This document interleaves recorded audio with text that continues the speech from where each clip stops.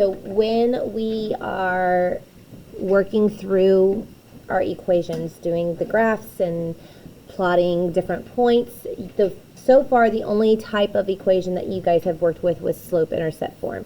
Okay, so remember with slope-intercept form, we had it in that format of y is equal to mx plus b, okay, where m was going to represent our slope,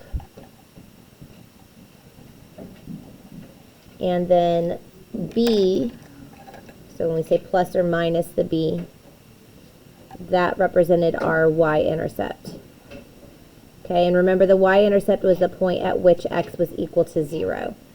Okay, so when we are given different kinds of problems, sometimes they might not always be in slope-intercept form. So we're going to be discussing today how to rewrite equations into slope-intercept form and then utilizing that for plotting, but then also how to use what we call standard form, which is the format that we actually currently have this in. This 8x plus 4y is equal to 40. We call that standard form. That format is ax plus by is equal to c, where a, b, and c are all considered to be numerical values, and then the y and the x's are considered to be your intercepts. So first we're going to focus on how to do the rewrite. So if we're trying to get it into the format of y is equal to mx plus b, then that means the first thing that we need to do is move our x term by using either addition or subtraction. If it was a positive term, then we're going to subtract it. If it's a negative term, we would add it. Okay, so let's write that down as our very first step. So step 1 is to move the x term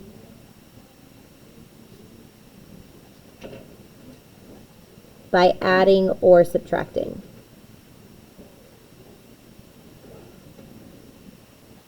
Okay, we're going to start by adding or subtracting our x term to both sides.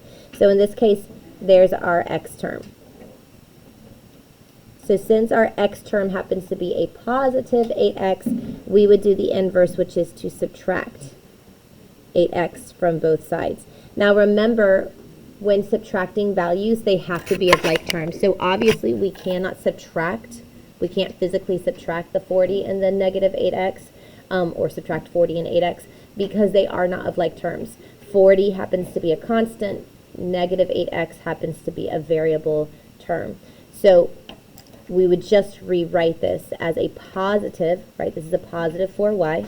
That positive sign does come down and just acts like a 4y, is equal to, and then we would put the negative 8x in front because we want it to be mx plus b. So we put negative 8x and then positive 40 plus 40. Okay, now we're still not done because we have to get it to where it says y equals. Currently it does not say y equals, it says 4y is equal. So that's when we move on to our second step. Our second step is to continue isolating. So we're going to isolate y by dividing every term. That's the important thing, and that's the thing that people forget, is you have to divide every term by y's coefficient. Whatever y's coefficient happens to be, you're going to divide every single one of the terms by that coefficient. So in this case, our coefficient happens to be a positive 4. So we're going to divide every one of these terms by positive 4. Every single one of those terms is going to get divided by the positive 4. Okay, so when we do 4 divided by 4, that gives us a positive coefficient of 1. So the y is now isolated. When we do negative 8x divided by 4, that leaves us with a negative 2x. Okay, and that would be our slope. And then when we do a positive 40 divided by 4, that leaves us with a positive 10, and that would be our y-intercept. So we now have it in slope-intercept form, and we can go ahead and start graphing using our slope and our y-intercept.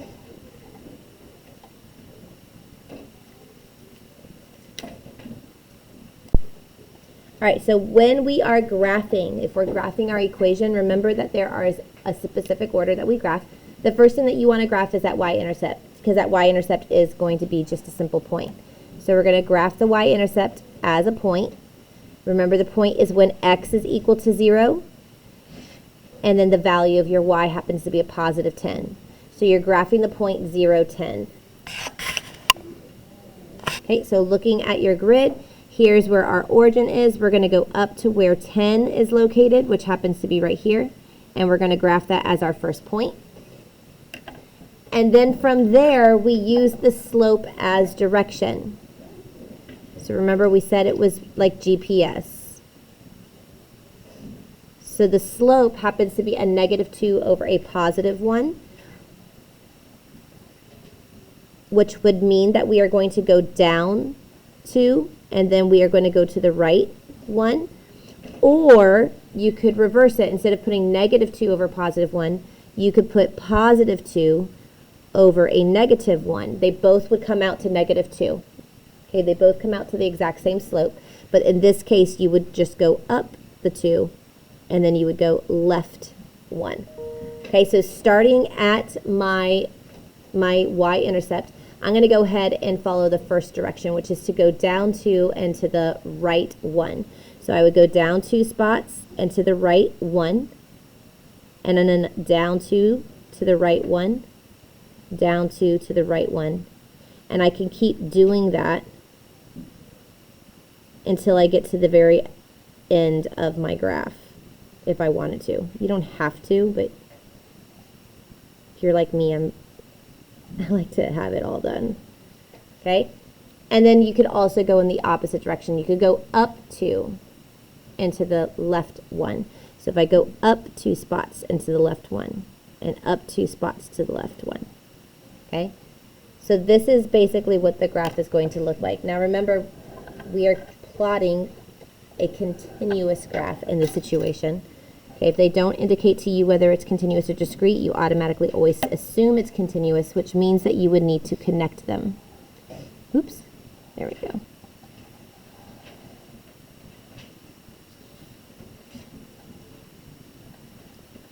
And there you have it.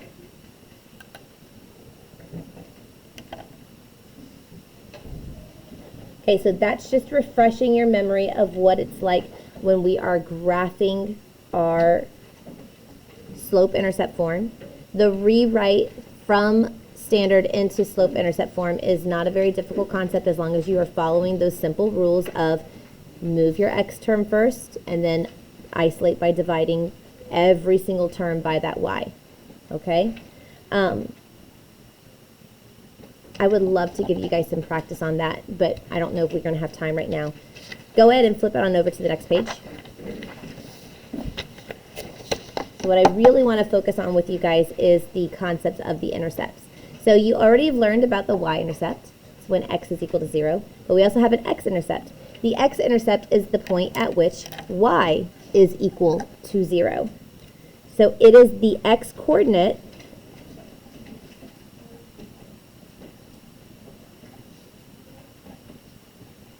of the point where the graph is going to cross your x-axis.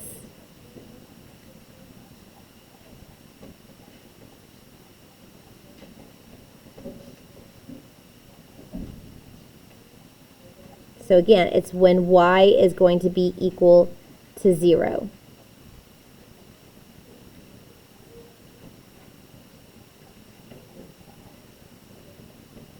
Okay, so if we are actually looking at a graph, so we have our little coordinate grid, okay, and I'm plotting some kind of line. So we'll say that this is our line right here. We already know that the line that exists, or the point that exists on the y-axis, that's our y-intercept.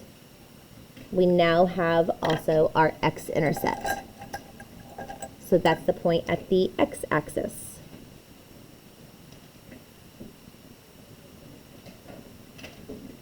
Okay, so for your y-intercept, x is equal to 0, and for your x-intercept, y is equal to 0. So it's a really important thing to be able to understand that.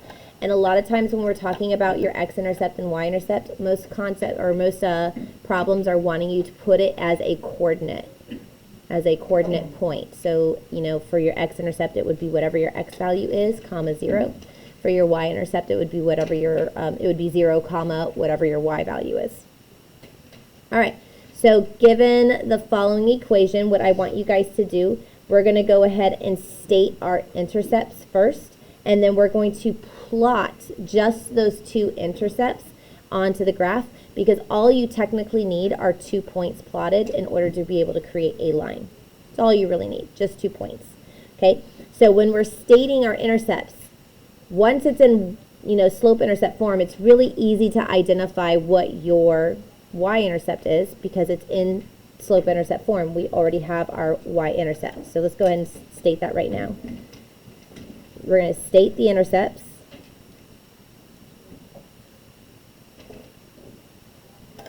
So the fact that we have y is equal to 2/3 x minus 2, we've already got our y-intercept right here. That's our y-intercept. So we have the point 0, -2. So on my graph, I can right now plot 0, -2. Now, to be able to identify my x-intercept, again, it's when y is equal to 0. So for the x-intercept, you're just going to plug in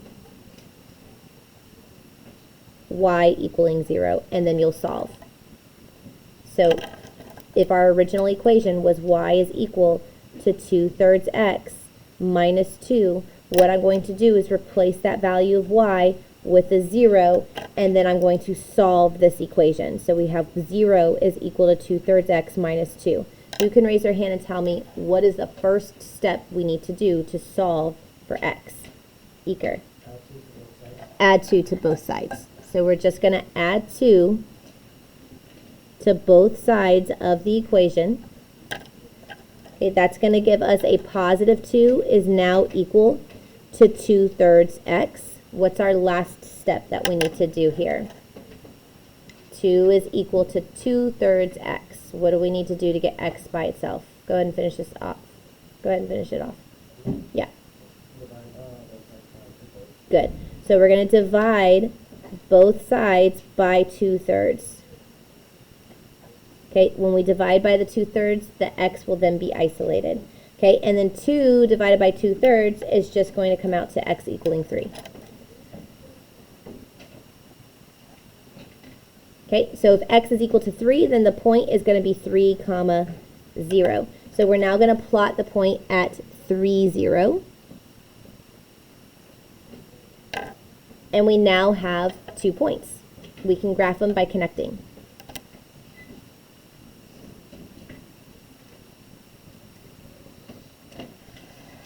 And we're done.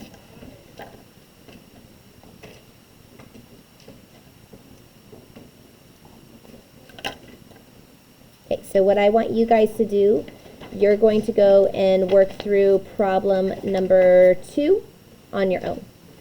So just go to page 3, problem number 2. You're going to solve for your intercepts first, then you're going to plot the intercepts.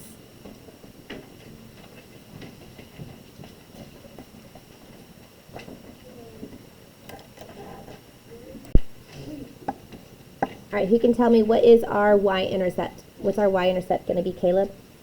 5, right? 0, 5. So our y-intercept has already been plotted up there, or, it's in slope-intercept form, so our y-intercept is pretty easy to identify. It's the 0, 5. And then what's our x-intercept going to wind up being? Matthew? 10. Okay, so if we let 0 be substituted in for the y, then we would get 0 is equal to -½ x plus 5. We would then subtract 5 from both sides. That's part of the process of isolating the x. We'd subtract the 5 first to get -5 is equal to -½ x. Then we would divide both sides by -½ So -5 divided by -½ comes out to a positive 10. So we would have 10, 0 as our x-intercept. And then that's what it looks like when you've plotted it. Okay? Any questions so far? right, go ahead and flip that on over to page 4. So standard form, like I told you guys before, that first time that we were looking at the problem on the first page, that was called standard form. So standard form is in the format of AX plus BY is equal to C. All right, AX plus BY is equal to C, where A, B, and C all happen to be actual numbers, right? They are numbers, they're coefficients, they're constants, and X and Y are our variables. They are unchanging. Okay, so in a situation in standard form, it's actually really easy to be able to identify your x-intercept and y-intercept pretty quickly. Not as quickly as in slope-intercept form where you can immediately see what the y-intercept is, but I think that a lot of students have an easier time solving for their x and y-intercepts when it's in standard form, because when we are solving for an x-intercept or for a y-intercept, the other variable is going to be equal to what? If I'm solving for x, the other variable is a what? A 0. It's a 0. If I'm solving for my x-intercept, it's when y is 0. If I'm solving for my y-intercept, it's when x is 0. So when I'm looking here, let's say that I'm going to solve for my x-intercept. Then that's when I know y is going to be equal to 0. So I've originally got this equation 4x minus 3y is equal to 24. Guess what?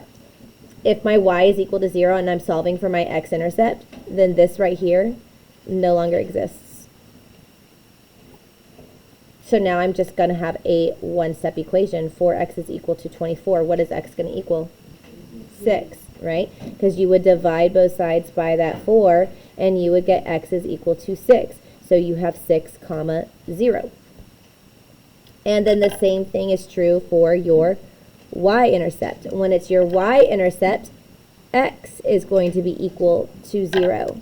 So we've got 4x minus 3y is equal to 24. So lo and behold, that 4x no longer exists. It's gone. So you're left with negative 3y is equal to 24. So what is y going to equal? Negative 8, right? You would divide both sides by negative 3, and then you would get y is equal to negative 8. So you would have 0, negative 8 as your y-intercept. Okay, so when it's in standard form, it's extremely easy to be able to solve for your intercepts, because whichever intercept you're solving for, the opposite variable disappears and its coefficient, okay?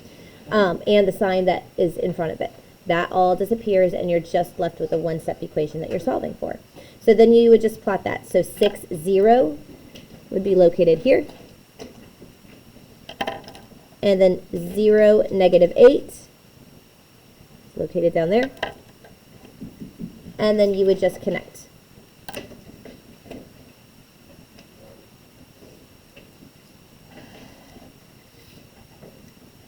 It just goes on forever and ever and ever. Okay? All right, I want you guys to go ahead and do examples 4, 5, and 6 on your own, solving for the x and the y-intercept and plotting.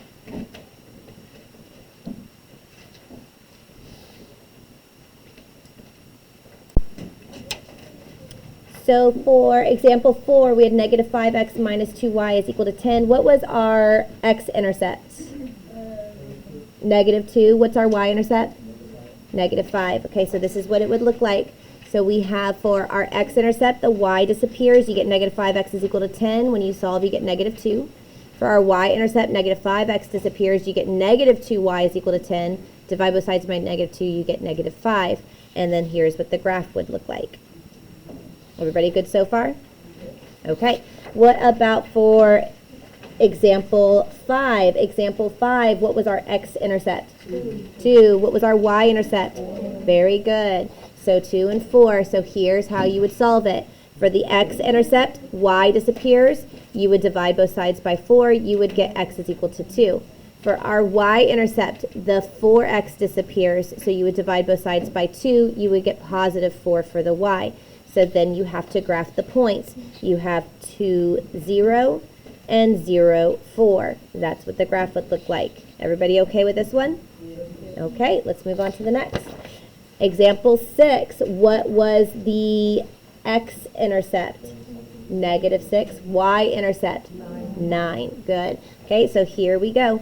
Your x-intercept, that -4y disappears. You get 6x is equal to -36. Once you divide both sides by 6, you get -6 remaining. For y-intercept, the 6x disappears. You now have -4y is equal to -36. Divide both sides by -4, and you get +9. So there is our graph. -6, 0, 0, +9. Any questions? Okay. All right. So what we're going to now discuss is the last page, which is the odd one out. So for the odd one out, what we're going to do, you're going to determine which linear equation is the odd one out by finding the equation that does not have the same x and y intercept as the others. So you're going to work through that, and once you are done, you will then log into Google Classroom, and you will work on your 3 IXL skills that have been posted. What is the score that you need for IXL? What's the maximum you're allowed? 80 for extra credit. When is it due? At what time? The beginning of class. All right. All right, which one does not belong? C. C does not belong. If we're taking a look, all of the rest of them, when you solve them out, you get x is equal to +2/3 and y is equal to -4. But C is the opposite. When you solve C, x came out to -2/3 and y came out to a +4. So that's the only one that was not like the others. It's the odd one out. Okay, everybody should be loaded into their IXL, and you have the remainder of class time, which is the next 15 or 16 minutes to be able to work on your assignment.